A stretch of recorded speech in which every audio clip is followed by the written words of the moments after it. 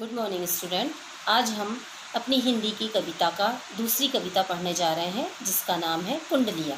इसके कवि श्री गिरधर कविराय हैं। इनके जन्म के बारे में किसी को भी कोई जानकारी सही तरीके से उपलब्ध नहीं है। इनका जन्म केवल बताया जाता है कि 1770 में हुआ था। उनकी कविताएं उनके बाद में ही उनका जो जीवन काल था उसके बाद उनकी कविताओं का जो संग्रह है सामने आया है, जो 1800 के उपरांत ही माना जाता है। गिरधर कवि नीति, वैराग्य और अध्यात्म को ही अपनी कविता का विषय बनाया है। उन्होंने नीति, वैराग्य और अध्यात्म इन तीनों विषयों को लेकर ही अपनी कविताओं की रचना की है। जीवन के व्यवहारिक पक्ष का इनके काव्य में प्रभावशाली वर्णन मिलता है। मतलब जीवन में किस तरह से व्यवहार किया जा रहा है, किस तरह से जीवन में व्यवहार होता है, लोगों का आपस में कैसे संबंध होता है, कैसे व्यवहार होते हैं, इन सब चीज़ों को उन्होंने बहुत अच्छे से अपनी कविताओं में बताया है, जिसकी पैठ जनमानस में बहुत गहरी है। मतलब उनकी कविताओं का असर जो है मनुष्य के मन पर बहुत गहरा पड़ता है। इसलिए इनकी नीति संबंधी कुंडलियाँ जनमानस में बहुत लोकप्रिय हैं।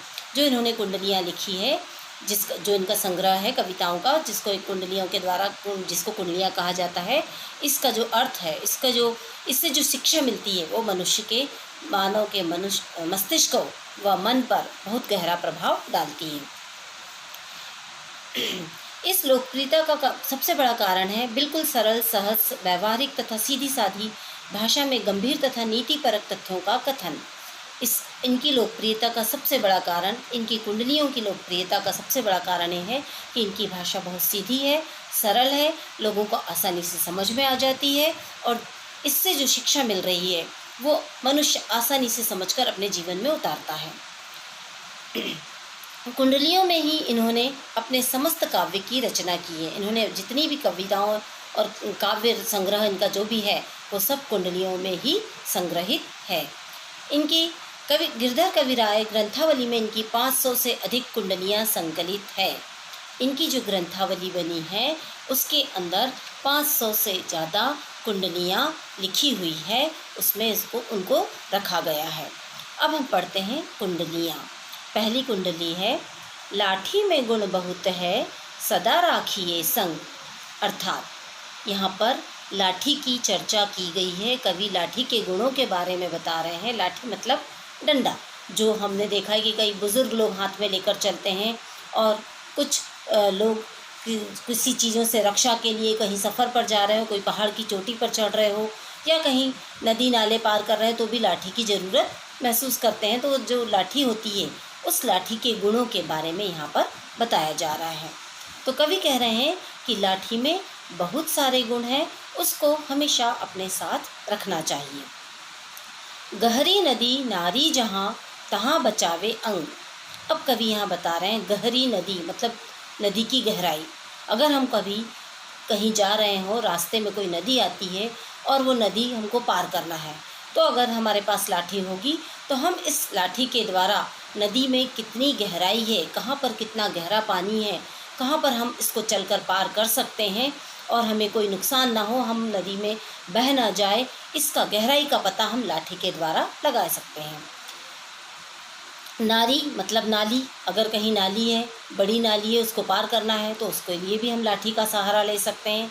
तहाँ बचावे अंग मतलब वहाँ हम अपने आप को बचा सकते हैं। नाली को पार करने के लिए या गहरी नदी को पार करने के लिए, गहरी नदी की गहराई का पता लगाने के लिए और अपने आप को वहाँ से सुरक्षित निकालने के लिए हम लाठी का सहारा ले सकते हैं। दुश्मन दावागी तहाँ बचावे अंग, झपटी कुत्ता कह मारी मतलब वहाँ पर नदी पार करने में, नाली पार करने में, नदी की गहराई नापने में हम लाठी का सहारा ले सकते हैं। और यदि हम कहीं जा रहे हो, रास्ते में हमारा किसी कुत्ते से सामना हो जाए और कुत्ता अगर हम पर झपट पड़े तो हम उससे अपनी सुरक्षा कैसे करेंगे? अगर हमारे पास लाठी होगी तो हम उस कुत्ते को उस लाठी के डर से भगाकर और अपने स्वयं की रक्षा कर सकते हैं। अर्थात मार्ग में यदि कोई हमको कुत्ता हमारे पीछे पड़ जाए तो हम उसको लाठी के सहारे से भगाकर अपनी रक्षा कर सकते हैं। दुश्मन दावागीर मतलब सामना, होए तिन्हू को झारे। दुश्मन दावागीर मतलब सामने। यदि कोई दुश्मन हमारे सामने आ जाता है तो हम उस दुश्मन से अपनी रक्षा भी इसी लाठी के सहारे कर सकते हैं। अगर उसके पास कोई हथियार है, कुछ भी है, और वो हमारे सामने आ जाता है कोई दुश्मन, तो यदि हमारे पास लाठी होगी तो हम उससे अपनी रक्षा कर सकते हैं। कह गिरधर कविराय सुनो हो धूर के बाठी। अब यहाँ पर कह रहे हैं, गिरधर कवि कह रहे हैं कि सुनो हो धूर के बाठी। धूर मतलब धूल, धूल भरे, बाठी मतलब रास्ते पर चलने वाले। तो गिरधर कवि कह रहे हैं कि सुनो धूल के रास्ते पर चलने वाले लोगों या राहगीर, सब हथियार ना छाड़ी। मतलब सब हथियारों को ना छाड़ी मतलब छोड़कर, सभी हथियारों को छोड़कर हाथ मह लीजिए लाठी। हाथ में एक लाठी लीजिए। तो गिरधर कविराय का कहना है कि लाठी में बहुत सारे गुण हैं, वह हमारी अनेक तरह से रक्षा करती है। और हमको वो गिरधर कवि यह समझा रहे हैं कि हे धूल भरे रास्ते पर चलने वाले राहगीर, सभी हथियारों को छोड़ दो और लाठी को अपने साथ लेकर चलो। इस प्रकार यह पहली कुंडली समाप्त होती है। अब दूसरी कुंडली की ओर हम आगे बढ़ते हैं। दूसरी है कमरी थोरे दाम की बहुते आवे काम। कमरी मतलब कंबल, साधारण कंबल जो हमारे पास होता है, जो थोड़ा सा चुभता है, ब्लैक कलर का होता है, जो बहुत सस्ती दामों पर मिल जाता है, उसको कहा गया है यहाँ पर कमरी मतलब साधारण कंबल। थोड़े दाम की मतलब कम कीमत में मिलने वाला, बहुत कम कीमत में मिलता है। बहुते आवे काम, हमारे बहुत काम आता है। खासा मलमल वाफ्ता, खासा मतलब एक बहुत कीमती कपड़ा होता है, उत्तम क्वालिटी का, उत्तम प्रकार का एक कपड़ा होता है। मलमल भी वैसे ही कपड़ा है, वाफ्ता भी एक इसी प्रकार का महंगा कपड़ा है। इन सबको उनकर राखे मान मतलब उनको सुरक्षित रखने के लिए यह कंबल बहुत काम आता है। इस कंबल के द्वारा हम इन खासा, मलमल और वाफ्ता जो ये कीमती कपड़े होते हैं, इनको उसमें लपेट कर रख सकते हैं, जिससे उनकी धूल और पानी से रक्षा होती है। बकुचा बांधे मोट, उनकर राखे मान, बंध जह आड़े आवे। मतलब उन कपड़ों को, खासा, मलमल और वाफ्ता जो कीमती कपड़े हैं, उन कपड़ों को अगर उसके अंदर बांध कर हम रख देते, बकुचा मतलब बांध कर, छोटी सी गठरी बांध कर उस कपड़े को सुरक्षित उस कंबल में बांध कर रख देते हैं, तो धूल और पानी से उसकी रक्षा हो सकती है और उन कपड़ों का जो उम्र है, उस कपड़े की जो उम्र है वो बढ़ जाती है, वो लंबे समय तक चलते हैं और सुरक्षित रहते हैं। बकुचा बांधे मोट मतलब गठरी बांध कर बताया। राती को झारी बिछावे, इस प्रकार उस गठरी उसमें हम कपड़े बांध कर, गठरी बांध कर भी कहीं अगर हम कहीं जा रहे हैं तो उसमें भी हम अपनी कुछ चीज़ों को बांध कर उसको कांधे पर लाद कर ले जा सकते हैं। और रात को झारी बिछावे, अगर हम कहीं गए हैं, रास्ते में जा रहे हैं और हमारे पास वो कंबल है और रात हो जाती है और हमारे पास कहीं ठहरने का स्थान नहीं है, तो वहाँ पर भी हम इस कंबल को झटक कर नीचे बिछा कर उस पर सो सकते हैं, आराम कर सकते हैं और उसको ओढ़ भी सकते हैं। कह गिरधर कविराय, इस प्रकार गिरधर कवि कह रहे हैं, मिलत है थोड़े दमरी, मतलब यह थोड़े मतलब कम, दमरी मतलब दाम में, कीमत में, यह कम दाम में मिलती है, परंतु यह जो कंबल है जो बहुत साधारण होता है, बहुत कम कीमत में मिलता है, परंतु इसके द्वारा हमें बहुत सारे ये हमारे काम आता है और ये हमारे बहुत काम का है। सब दिन राखे साथ, इसको हमेशा अपने साथ रखना चाहिए।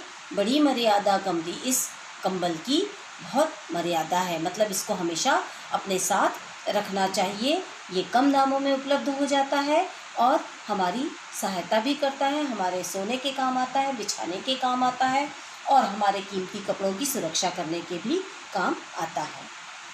आगे, गुण के गाहक साहस, नर बिनु गहे लहे न कोय।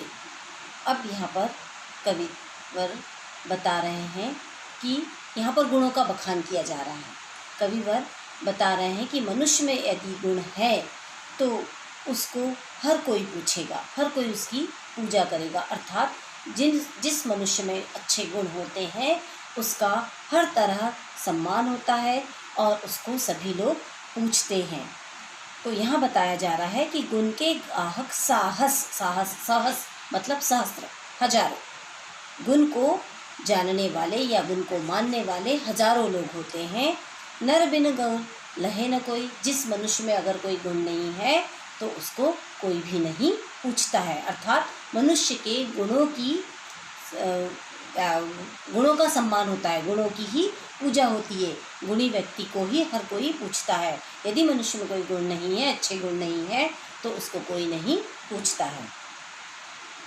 जैसे कागा कोकिला, जिस प्रकार कागा मतलब कौवा, कोकिला मतलब कोयल, जिस प्रकार कौवा और कोयल है।